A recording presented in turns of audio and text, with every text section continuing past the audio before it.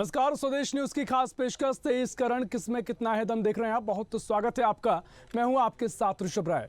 मध्य प्रदेश का चुनावी रण चरम पर है। गली मोहल्लों से लेकर चौक चौराहों तक जनता के बीच एक ही चर्चा है कि इस बार मध्य प्रदेश में किसकी सरकार बनने जा रही है। तो वहीं सियासी गलियारों में टिकट को लेकर विरोध प्रदर्शन के बीच राजनीतिक दलों ने अपनी अपनी जीत के दावे किए हैं। उधर कांग्रेस और बीजेपी की मुश्किलें बढ़ाने के लिए अन्य राजनीतिक पार्टियां भी चुनावी मैदान में ताल ठोक रही हैं। तो वहीं राजनेताओं के बीच आरोप प्रत्यारोप को लेकर एक दूसरे पर बयानबाजी का दौर भी जारी है। एमपी की सियासत में अब राम मंदिर की एंट्री भी हो चुकी है। बात बीजेपी की करें तो मध्य प्रदेश के साथ ही राष्ट्रीय नेता भी लगातार एमपी के चुनावी रण में कांग्रेस को चित करने के लिए उतर आए हैं। अब उम्मीदवार अपने पक्ष में माहौल बनाने के लिए बड़े नेताओं की सभा करवाना चाहते हैं। बीजेपी में प्रधानमंत्री नरेंद्र मोदी और अमित शाह के साथ ही प्रत्याशी अपनी विधानसभा सीट पर उत्तर प्रदेश के सीएम योगी आदित्यनाथ भी सभाएं करवाना चाहते हैं। बीजेपी के स्टार प्रचारकों की सभी की बात करें तो पिछले दिनों पार्टी के राष्ट्रीय अध्यक्ष जेपी नड्डा, राजनाथ सिंह, नितिन गडकरी की सभाएं मध्य प्रदेश में हो चुकी हैं। इसके अलावा अमित शाह कल से लगातार 3 दिनों तक एमपी में रहने वाले हैं। माना जा रहा है कि इस दौरान बीजेपी अपना घोषणा पत्र भी जारी करेगी। तो वहीं प्रधानमंत्री मोदी आज मध्य प्रदेश के दौरे पर हैं। वे इसके पहले भी प्रदेश में चुनावी माहौल को गर्म करते नजर आए हैं। उधर महाराष्ट्र के सीएम की बात करें, एकनाथ शिंदे, उप मुख्यमंत्री देवेंद्र फडणवीस, असम के सीएम हेमंता बिस्वा शर्मा, उत्तराखंड के पुष्कर सिंह धामी, हरियाणा के सीएम मनोहर लाल खट्टर भी मध्य प्रदेश में चुनावी दौरों के लिए आ सकते हैं। उधर बात कांग्रेस की करें तो राहुल गांधी और प्रियंका गांधी लगातार एमपी छत्तीसगढ़ के साथ ही राजस्थान पर भी फोकस किए हुए हैं। लेकिन कांग्रेस के लिए एक और जो सबसे बड़ी दिक्कत का सामना सीट शेयरिंग को लेकर है, जो इंडिया गठबंधन से तालमेल नहीं बैठा पाया है। उससे हो सकती है क्योंकि एमपी में जेडीयू ने अपने 10 प्रत्याशी मैदान में उतार दिए हैं, तो वहीं 5 सीटों पर प्रत्याशी और उतार सकती है। तो वहीं सपा 45 सीटों पर चुनाव लड़ रही है। तो ऐसे में देखना बड़ा महत्वपूर्ण होगा कि सीट शेयरिंग का जो फॉर्मूला अगर तैयार नहीं हुआ है, या ये कहा जा रहा है कि राष्ट्रीय स्तर के चुनाव के लिए गठबंधन बना है, तो देखना महत्वपूर्ण होगा क्या असर अगर ये अलग अलग दल यहां से लड़ते हैं तो किसको इसका नुकसान होता है और किसको इसका फायदा होता है, जिस पर चर्चा करेंगे।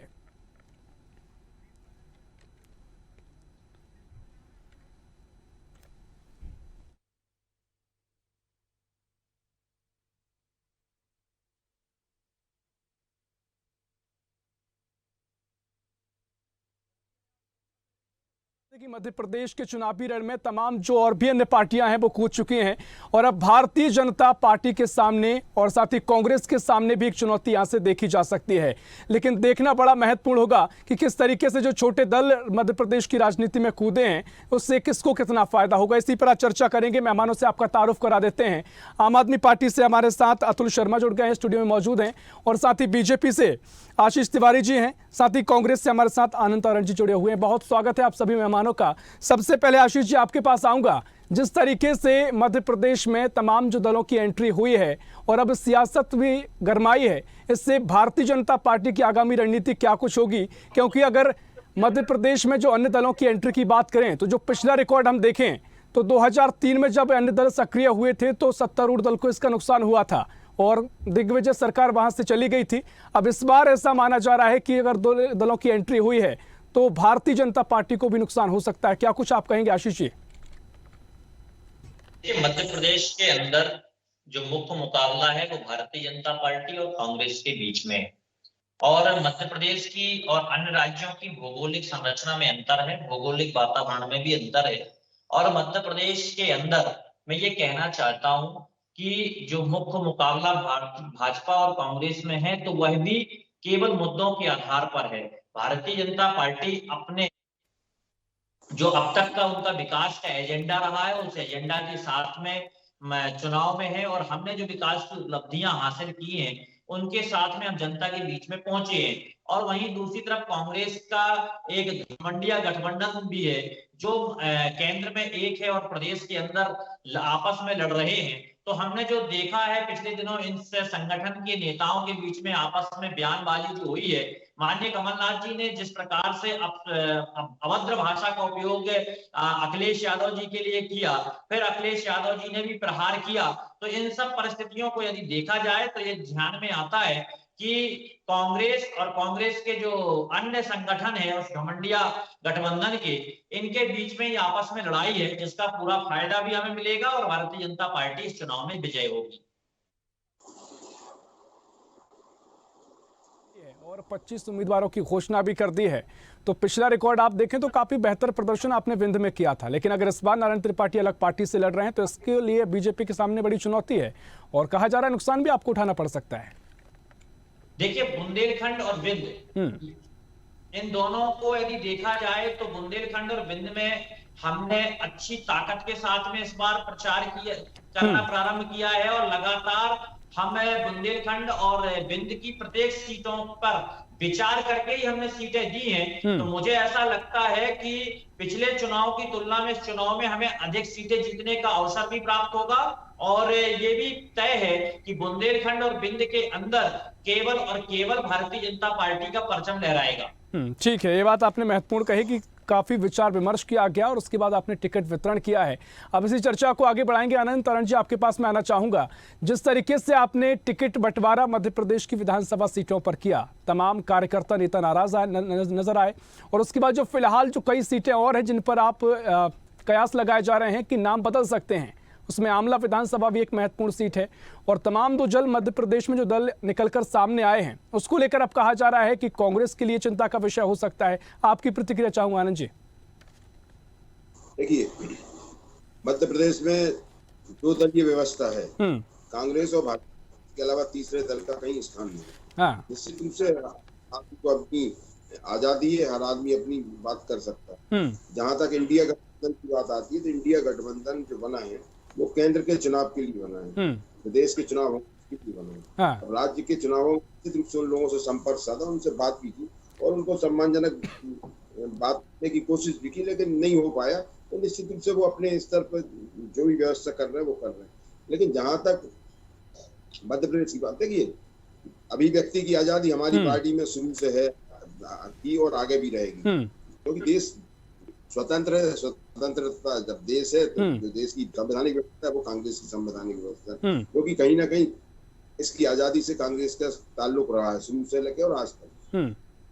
मैं कहना चाहता हूँ कि अगर टिकट हमने बदले हैं तो निश्चित रूप से जो हमारे कार्यकर्ताओं की भावना को देखा, समझा, परखा और जो टिकट चेंज करे। तो हो सकता है आने वाले समय में भी हमारे हाईकमान चाहे या हमारे आदरणीय दिग्विजय सिंह जी, कमलनाथ जी या राष्ट्रीय नेतृत्व चाहेगा और सोचेगा कि कोई आवश्यकता है एक आध कोई सीट बदलने की, तो निश्चित रूप से वो बदल सकती है। तो उसमें कहीं कोई संशय नहीं है। तो हमारा लक्ष्य है कि हमें 200 सीट विधानसभा जीतना है और उसमें हम कितनी जीत सकते हैं, ज्यादा से ज्यादा जीतने की कोशिश है।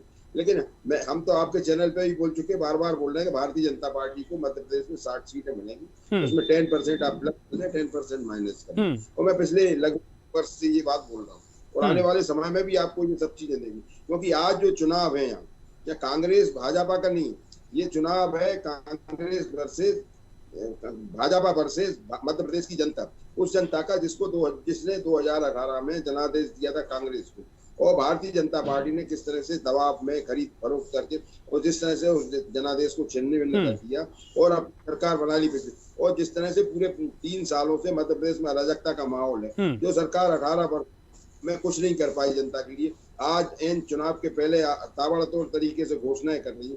कुछ घोषणाएं ऐसी हैं जो कांग्रेस की पूर्व सरकारों में भी है, दूसरे सरकारों और आदरणीय कमलनाथ जी। ठीक है, लेकिन आनंद जी देखिए, चुनाव नजदीक आ गए हैं और जिस तरीके से हम देख रहे हैं भारतीय जनता पार्टी के पास चेहरों की तमाम जो प्रचार के लिए चेहरे हैं, काफी ऐसे चेहरे हैं जो राष्ट्रीय स्तर पर काफी मजबूत माने जाते हैं। प्रधानमंत्री मोदी अब लगातार रैली आगे करेंगे, अमित शाह लगातार मध्य प्रदेश के दौरे पर आ रहे हैं, राजनाथ सिंह आ चुके हैं और तमाम उनके नेताओं की एक बड़ी लिस्ट फेहरिस्त है। अब कांग्रेस में भी तमाम नाम है, लेकिन जिस तरीके से जो गठबंधन पर बात आके रुकी है, आपने कहा कि हम राष्ट्रीय स्तर पर चुनाव लड़ने के लिए जिस तरीके से तैयारी की है, अब मध्य प्रदेश में इसको देखना या कहें कि इसके समीकरण बिठाना ठीक नहीं है। लेकिन आपने बताया कि कोशिश आपने की, सपा के साथ आपकी सहमति नहीं बन पाई, लेकिन आप इसका मतलब ये हुआ आप चाहते थे कि यहां पर भी सहमति बने और गठबंधन जो राष्ट्रीय स्तर पर है वो यहां पर निकलकर चुनाव लड़े, लेकिन अगर वो नहीं बन पाई है तो ऐसे में जनता के मन में अब जो कहें कि कंफ्यूजन की स्थिति है कि आप कह रहे हैं कि हम राष्ट्रीय स्तर पर लड़ेंगे, लेकिन जो सेमीफाइनल जिसे कहा जा रहा है वहीं आपकी एकता नजर नहीं आ रही है। उसमें तो जो सीटें निकलकर सामने आई हैं, जो बंटवारा सपा की कुछ सीटें हैं, बस सपा ने जो कैंडिडेट्स उतारे हैं उसमें कांग्रेस को नुकसान ज्यादा हो सकता है।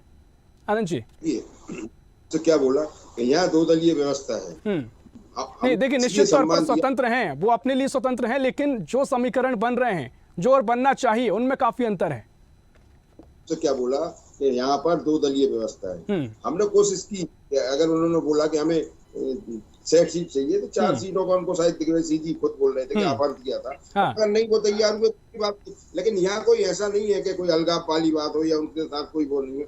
जो हमारा गठबंधन है वो देश के लिए है, केंद्र में जो आने वाले मई में चुनाव है उसके लिए गठबंधन है। निश्चित रूप से उससे मगर हम तो एक आगे बढ़ के हमारे जो सहयोगी दल है उनको एक अवसर देना चाहते थे कि अगर आपको अगर असुविधा ना हो, सुविधा हो। नहीं, लेकिन आनंद जी देखिए, एक महत्वपूर्ण सवाल मेरा ये है कि आप जनता को कैसे समझाएंगे कि जिस तरीके से अखिलेश यादव कह रहे हैं कि कांग्रेस एक धोखेबाज पार्टी है, अब यही बयान अगर जब केंद्रीय चुनाव होगा, लोकसभा चुनाव होंगे, तो आप क्या जनता को किस तरीके से आप समझा पाएंगे कि एक ही जो दल हैं जो आपस में लड़ रहे हैं और उसके बाद आप एक होने की बात कर रहे हैं, तो जनता कैसे आप पे एकमत होगी? देखिए, अखिलेश यादव जी बहुत समझदार व्यक्ति हैं और इंडिया गठबंधन के एक महत्वपूर्ण कड़ी है। तो निश्चित रूप से वो अपनी समझदारी का परिचय देते रहेंगे, उसमें कहीं कोई हमें संशय नहीं है। लेकिन मैंने आपसे क्या बोला कि यहाँ पर मध्य प्रदेश में आज जो चुनाव हैं वो जनता वर्सेस भाजपा है। जनता मध्य प्रदेश कांग्रेस से नाराज होने वाली नहीं है, ये आप दिमाग से निकाल बात। जनता में जो मैसेज जा रहा है वो कांग्रेस के फेवर में, आदरणीय कमलनाथ जी के फेवर में। कमलनाथ जी बहुत साफ गोई से बात करते हैं। कमलनाथ जी ने अगर वायदा किया था कि हम 55 लाख किसानों का कर्जा माफ करेंगे, तो उन्होंने 55 लाख किसानों का कर्जा 1 घंटे के अंदर माफ कर और 27 लाख किसानों का कर्जा माफ कर चुके थे। अगर उन्होंने बोला था कि हम 1 रुपए यूनिट लाइट देंगे तो उन्होंने 100 रुपए यूनिट लाइट दी। हमारे और आपके जो संबंध पत्रकार मित्र हैं उन्होंने बोला कि हमारे 100 रुपए का बिल आने लगा है। तो ये जो हम कहते हैं वो करते हैं। उन्होंने अगर गौशालाओं की घोषणा की थी 1000 गौशालाएं हम बनाएंगे, तो उसका उन्होंने अमली जामा पहना दिया था। इससे ये घबरा के भारतीय जनता पार्टी की केंद्र सरकार ने निर्देश दिए। आपने तमाम बातें कही, मैं चर्चा को आगे बढ़ाऊंगा। ठीक है आनंद जी, ठीक है। बार बार एक बात बोल रहे हैं, नरेंद्र मोदी जी मध्य प्रदेश में आएंगे तो हम उनसे पूछेंगे कि कहाँ है 2 करोड़ नौजवानों को प्रतिवर्ष नौकरी देने वाली बात, कहाँ है वो काला धन, कहाँ है 15 लाख रुपए, कहाँ है वो चौराहा जिस चौराहे पर उन्हें आपको आना था 50 दिन के बाद। ठीक है आनंद जी, ये आरोप प्रत्यारोप का दौर चलता रहेगा, मैं चर्चा को आगे बढ़ाऊंगा। ठीक है अतुल जी, मैं आपके पास आऊंगा। ठीक है आनंद जी, आपने अपनी बात रखी है, मैं चाहूंगा बीजेपी से प्रतिक्रिया लूं, लेकिन अतुल जी आपके पास आऊंगा। जिस तरीके से अब तमाम दल सक्रिय हुए हैं, आप बताइए जिस तरीके से अब आम आदमी पार्टी की भूमिका क्या है? क्या आप चुनाव जीतने की यहाँ पर बात कर रहे हैं या आप एक अलग भूमिका यहाँ पर तय करेंगे कि आगे चल के किसके आप समर्थन में जाएंगे या किस तरह आपका रुख रहेगा, ये महत्वपूर्ण रहेगा? क्या कुछ भूमिका यहाँ पर आम आदमी पार्टी अपनी देख रही है? देखिए, हमारा गठबंधन मध्य प्रदेश में किसी भी पार्टी से नहीं है। हम अकेले यहाँ पे चुनाव लड़ रहे हैं और जनता तक हम अपनी बात पहुँचा रहे हैं। अभी मैं बहुत देर से सुन रहा था ये द्विदलीय व्यवस्था है मध्य प्रदेश में, द्विदलीय व्यवस्था है। अगर इतिहास के पन्ने खगालें तो इस देश में कभी एक दलीय व्यवस्था भी थी। बीजेपी और कांग्रेस भी कभी ना कभी किसी राज्य में पहली बार चुनाव लड़ने गई होगी। तो ये द्विदलीय व्यवस्था कहीं से कहीं समझ के परे है।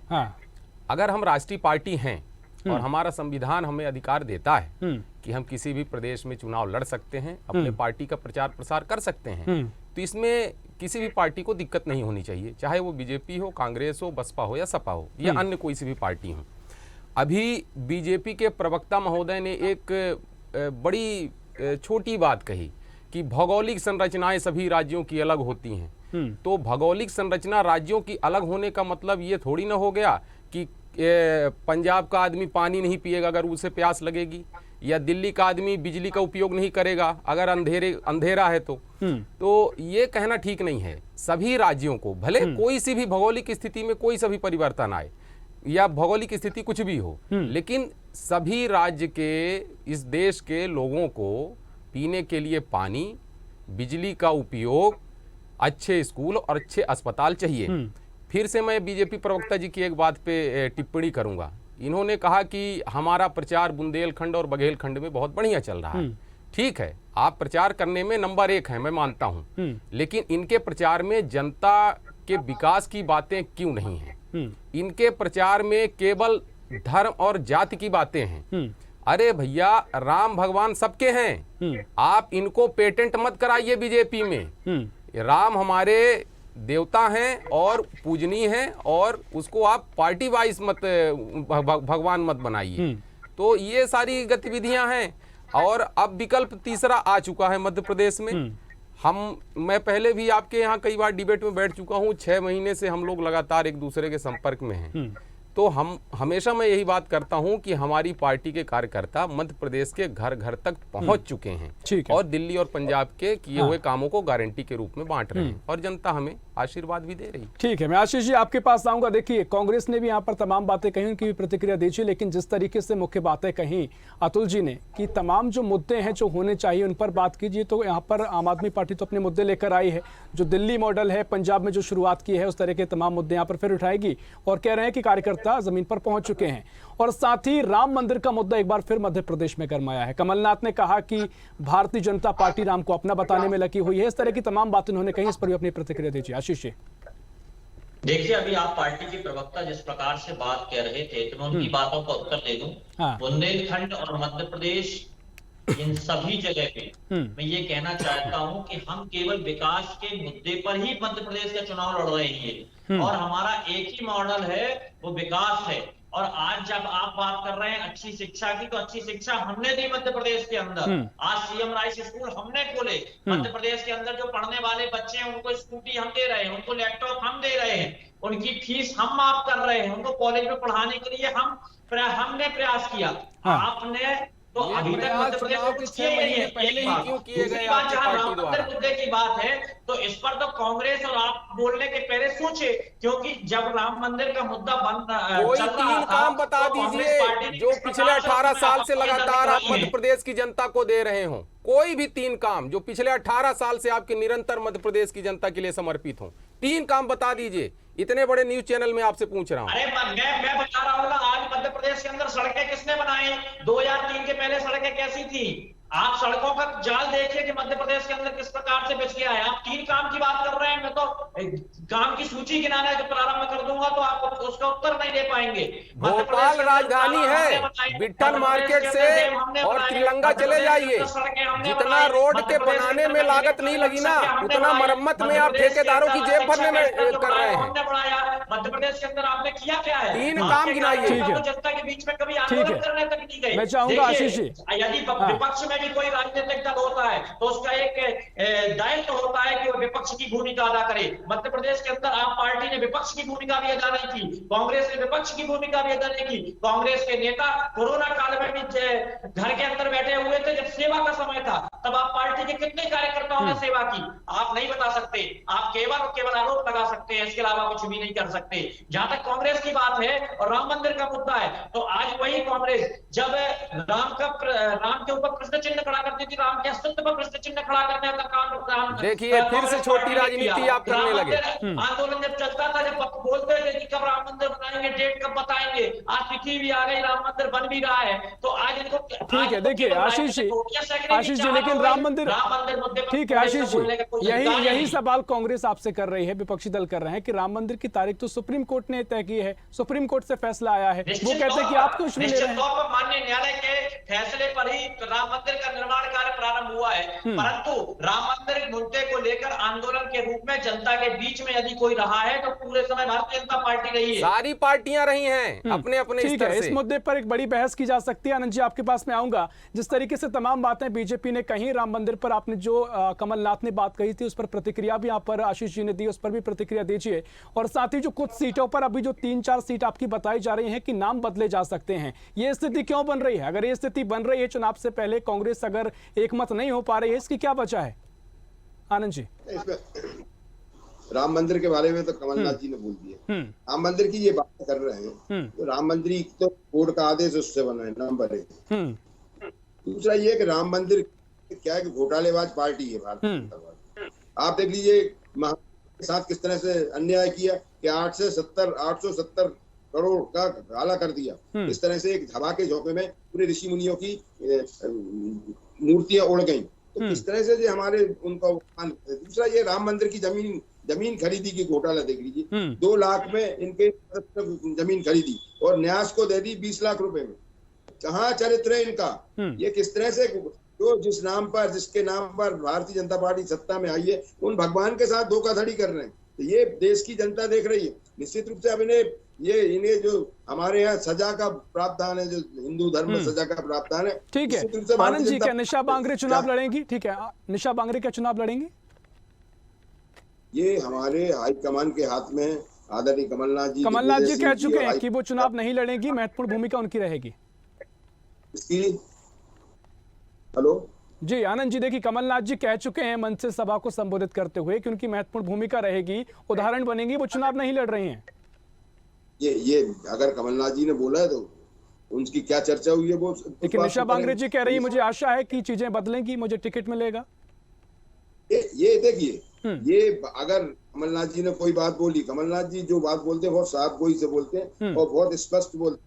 अगर निशा जी से उनकी कोई चर्चा हो गई हो तो वो सब चीजें सामने आएंगी। इसमें कहीं कोई संचय की बात नहीं, सब आपके सामने आएगा। कोई अलग से नहीं है, पर्दे के पीछे कुछ नहीं होगा, सब पर्दे के सामने आएगा। और कांग्रेस जो कहती वो करती है। कांग्रेस मगर जब भारतीय जनता पार्टी ने 25-30 हजार, ठीक है, समय की कमी। आनंद जी आपने अपनी बात रखी है, मैं अतुल जी आपके पास आखिरी प्रतिक्रिया लूंगा। जिस तरीके से आपने अपनी भूमिका का भी जिक्र किया, लेकिन अब जो तमाम सवाल उठ रहे हैं, जो विशेषज्ञ कह रहे हैं, वो ये कह रहे हैं कि आप कांग्रेस को ही नुकसान पहुंचाएंगे। हम किसी को नुकसान नहीं पहुंचाएंगे। हमारे पास हमारा दिल्ली मॉडल है, अब तो 2 मॉडल हो गए, पंजाब का भी मॉडल है। हम यही जनता के बीच लेके जा रहे हैं। हमें किसी पार्टी के जीतने या हारने से यहाँ बिल्कुल फर्क नहीं पड़ता है। हमें जनता की जीत चाहिए, मध्य प्रदेश की जनता की जीत होनी चाहिए और इस बार होगी और हमें समर्थन मिलेगा।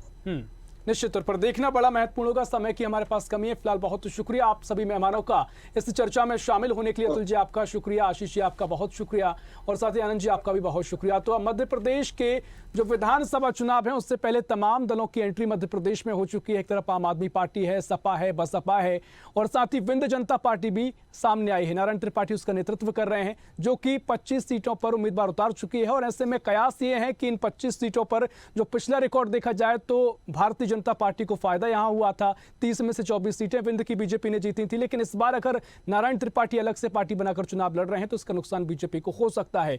एक तरफ ये नुकसान बीजेपी को है तो दूसरी तरफ जो अन्य दल सामने आए हैं वो कांग्रेस को नुकसान पहुंचाने की ओर इशारा कर रहे हैं। हालांकि गठबंधन का जिक्र है तो मंशा उनकी नुकसान पहुंचाने की नहीं है, लेकिन जो समीकरण बन रहे हैं उनसे कांग्रेस को नुकसान पहुंचता हुआ दिखाई दे रहा है। फिलहाल के लिए इस खास पेशकश में इतना ही। देश प्रदेश की और भी खबरों के लिए देखते रहिए स्वदेश न्यूज, सबसे पहले देश। ऐसी ही खबरों के लिए हमें लाइक करें, शेयर करें, फॉलो करें और YouTube पर सब्सक्राइब करें और बेल आइकन दबाना ना भूलें। साथ ही ताजा अपडेट्स के लिए हमारी वेबसाइट swadesh live.com पर जरूर जाएं।